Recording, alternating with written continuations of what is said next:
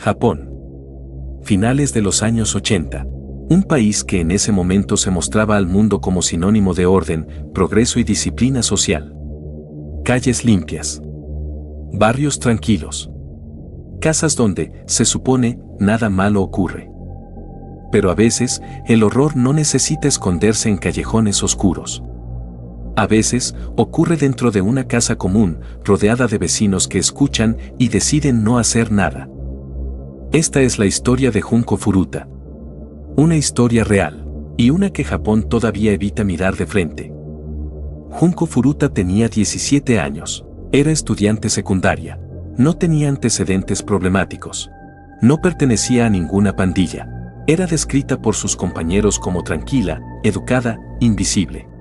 El 25 de noviembre de 1988, Junko salió de su trabajo de medio tiempo. Nunca llegó a su casa. Esa noche, fue interceptada por Hiroshi Miyano, un joven con vínculos con la yakuza local. No fue un secuestro improvisado, fue una captura. Miyano le dijo algo simple. Algo que, en Japón, pesa más que una amenaza explícita. Le dijo que si intentaba escapar, su familia sufriría las consecuencias.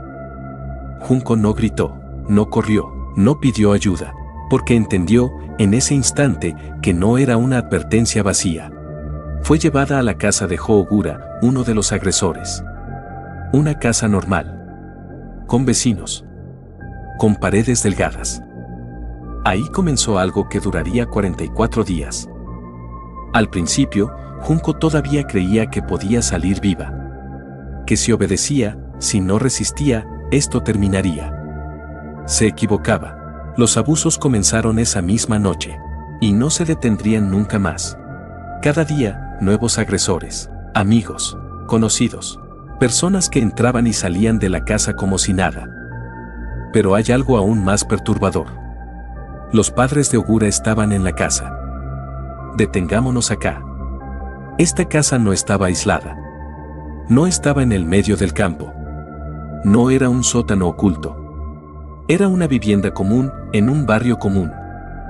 Los gritos de Junko eran escuchados. Los vecinos los escucharon. Los padres los escucharon.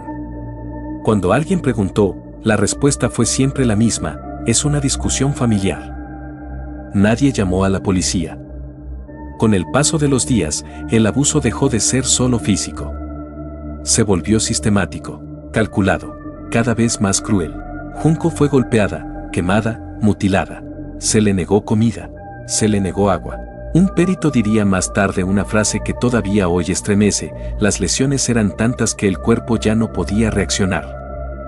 En varias ocasiones, Junko intentó pedir ayuda. Intentó escapar, pero cada intento fue castigado con más violencia, con más humillación. Eventualmente, dejó de resistirse. Los investigadores dirían después que ese fue el momento más aterrador del caso. Cuando una persona deja de defenderse, no porque se rinde, sino porque su mente ya no puede procesar el dolor. El 4 de enero de 1989, Junko Furuta murió. No hubo ambulancia, no hubo pánico, solo una decisión fría. Su cuerpo fue colocado dentro de un tambor metálico, sellado, y abandonado en un terreno baldío. Tenía 18 años. Cuando el caso llegó a juicio, Japón quedó en shock. Pero el verdadero golpe vino después. Las condenas. Los responsables, por ser menores de edad, recibieron penas reducidas. Algunos cambiaron sus nombres. Algunos rehicieron sus vidas. Junko no tuvo esa opción. Su madre pidió que los nombres reales fueran publicados. Quería que el país supiera. No todos estuvieron de acuerdo. ¿Este caso no deja preguntas del tipo ¿quién lo hizo? Eso está claro. Las preguntas son otras. ¿Cuántas personas escucharon y decidieron no intervenir? ¿Cuánto pesa la reputación social frente a una vida? ¿Qué tan delgada es la línea entre obedecer y ser cómplice? Porque Junko Furuta no murió solo por 4 personas. Murió dentro de un sistema que miró para otro lado. Y quizás eso sea lo más perturbador de todo. Hay algo que pasa después de los crímenes, no en los expedientes ni tampoco en los juicios. Pasa en Internet, un lugar donde el horror real, con nombre y apellido, a veces se convierte en chiste. En redes circula un tipo de meme que consiste en tomar el rostro del fallecido político Charlie Kirk y pegarlo sobre cualquier imagen. No importa el contexto ni la historia detrás. Solo importa la risa rápida, el impacto inmediato.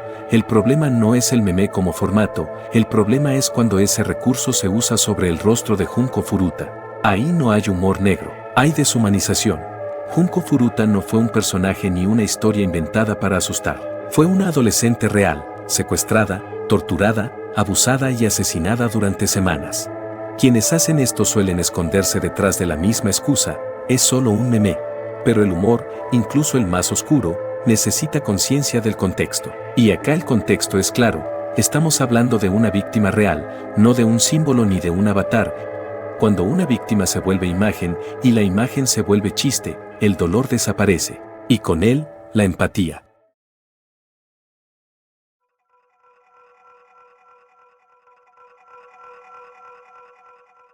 Hong Kong, 1999. Una ciudad asociada al orden, la eficiencia y el progreso económico, donde el crimen violento parecía contenido. Sin embargo, lejos de esa imagen, en un pequeño departamento del barrio de Tsim Sha Tsui, ocurrió uno de los casos más perturbadores de su historia criminal. La víctima se llamaba Fan Man-ye. Tenía 23 años y trabajaba como anfitriona en clubes nocturnos. Se movía en un ambiente marcado por deudas y relaciones con grupos criminales menores. En algún momento contrajo una deuda relativamente pequeña, pero en lugar de resolverse de forma habitual, fue llevada a un departamento donde vivían Chan Man-lok, Lam Kor-wan y Lee Ching. Ese lugar se convirtió en su prisión. Durante más de un mes, Fan fue sometida a violencia constante. No se buscaba dinero ni información. La agresión se volvió rutina.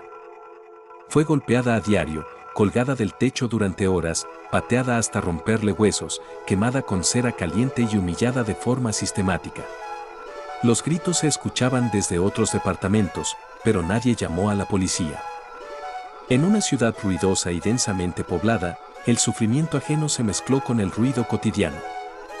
Con el paso de los días, Fan dejó de ser tratada como una persona. Dentro de ese departamento ya no tenía identidad ni valor humano. Era un objeto, algo disponible para descargar frustración, control y sadismo. La deshumanización fue progresiva y, cuando alcanzó ese punto, la muerte dejó de ser un límite moral. Fan murió tras una golpiza particularmente violenta. Su muerte no generó pánico entre sus captores. El verdadero problema apareció después, cuando el cuerpo comenzó a descomponerse y el olor se volvió imposible de ocultar. Ese fue el detonante de las decisiones más escalofriantes del caso. El cuerpo fue desmembrado dentro del mismo departamento. Algunas partes fueron cocinadas para reducir el olor. La cabeza fue colocada dentro de una muñeca de Hello Kitty, cosida de manera improvisada y dejada en el lugar como si fuera un objeto más. No hubo una intención simbólica elaborada. Fue una solución práctica, fría y doméstica, y justamente por eso resultó tan perturbadora. Durante un tiempo, el crimen permaneció oculto. Nadie denunció la desaparición de Fan de inmediato. El quiebre ocurrió meses después, cuando una adolescente de 14 años, involucrada de forma marginal en los abusos, se presentó ante la policía. Estaba aterrorizada y sufría pesadillas constantes. Relató el cautiverio, las torturas y finalmente mencionó algo que parecía imposible de creer, una cabeza escondida dentro de una muñeca. Cuando la policía ingresó al departamento, confirmó que el relato era real. La escena era insalubre, saturada de restos orgánicos, suciedad y objetos rotos. Para los investigadores quedó claro que no se trataba de un homicidio común, sino de un proceso prolongado de abuso extremo. Fan había sido deshumanizada mucho antes de morir. Durante el juicio, se estableció que la deuda inicial era mínima y que la violencia no tenía lógica económica. Psicólogos y peritos coincidieron en que el crimen fue impulsado por dominación y sadismo. Los acusados se culparon entre sí, minimizaron su participación y en algunos momentos mostraron una actitud perturbadoramente indiferente. El tribunal calificó el caso como uno de los más crueles en la historia criminal de Hong Kong. Las condenas no cerraron la herida, porque este caso deja una pregunta imposible de ignorar. Durante semanas, una persona fue torturada en un entorno urbano, rodeada de vecinos, sin que nadie interviniera. Los gritos fueron escuchados. Las señales estuvieron ahí, La muñeca Hello Kitty no es lo más aterrador de esta historia. Es solo el detalle final. El verdadero horror está en todo lo que ocurrió antes, a plena vista, mientras nadie hacía nada.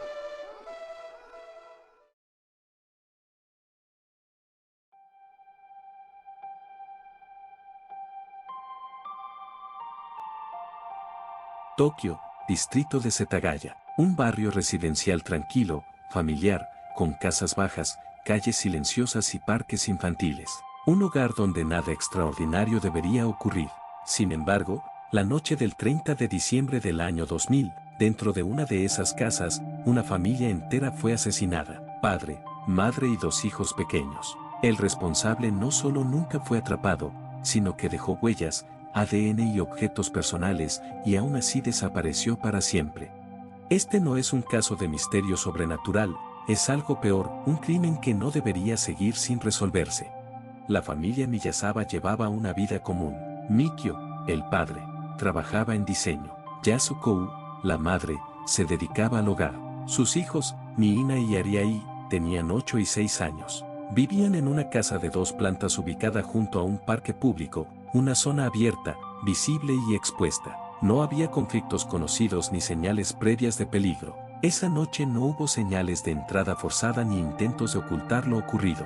El asesino entró a la vivienda y atacó primero al padre, luego a la madre y finalmente a los niños. Todo indica que el crimen ocurrió en un lapso relativamente corto, pero lo verdaderamente perturbador no es solo cómo mató, sino lo que hizo después. Tras asesinar a las 4 personas, el atacante no huyó, se quedó dentro de la casa, caminó por las habitaciones, usó el baño, comió helado de la heladera, abrió cajones y se sentó frente a la computadora familiar. Incluso intentó curarse una herida que se había hecho durante el ataque. No había prisa ni señales de pánico. Ese comportamiento no encaja con un ladrón improvisado ni con un crimen pasional clásico, sino con alguien que se sentía cómodo en la escena. La policía encontró pruebas que, en teoría, deberían haber resuelto el caso rápidamente. ADN del asesino, huellas digitales, ropa manchada de sangre, un cuchillo abandonado y restos biológicos en el baño. La cantidad de rastros era tal que parecía imposible que el responsable escapara sin ser identificado. Sin embargo, lo hizo. Entre los objetos hallados había prendas muy específicas, una sudadera, un gorro, zapatillas de una marca extranjera y una riñonera. El análisis reveló algo inquietante, la ropa no era japonesa. Algunas piezas provenían de Corea del Sur y otras de marcas europeas poco comunes en Japón en ese momento. Esto abrió una posibilidad incómoda, el asesino podría no ser japonés o, al menos, no encajar en ningún perfil local conocido. El ADN fue analizado durante años y comparado con bases de datos nacionales e internacionales. No coincidía con criminales conocidos ni con personal militar extranjero registrado. No llevaba a ninguna parte. Un fantasma biológico sin nombre ni historial.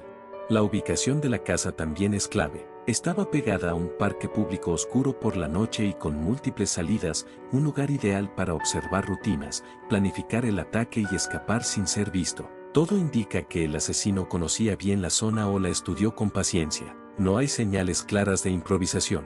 Las teorías son varias y ninguna termina de cerrar. Un asesino extranjero que entró y salió del país sin dejar rastro. Un ataque cuidadosamente planeado sin un motivo aparente. Un crimen dirigido que nunca fue explicado de manera oficial. O alguien que conocía la casa y a la familia, pero que jamás pudo ser vinculado a ellos. Lo más inquietante es que ninguna teoría explica por qué se quedó tanto tiempo dentro de la vivienda después de matar. Ese comportamiento no es normal, ni siquiera para un asesino experimentado. Con el paso de los años, el caso se convirtió en una herida abierta en Japón. Cada aniversario, la policía vuelve a pedir información y cada año la respuesta es el silencio. La casa fue demolida y el terreno quedó vacío, como si borrar el lugar pudiera borrar la pregunta. El asesinato de Setagaya no es aterrador solo por su violencia, sino porque demuestra que incluso con pruebas suficientes para resolver un crimen, alguien puede desaparecer por completo. El asesino estuvo ahí, respiró el mismo aire, tocó los mismos objetos y dejó su ADN. Aún así, nunca fue encontrado. La pregunta no es solo quién fue, sino cómo alguien puede cometer un crimen así y seguir caminando libremente por el mundo, tal vez incluso hoy.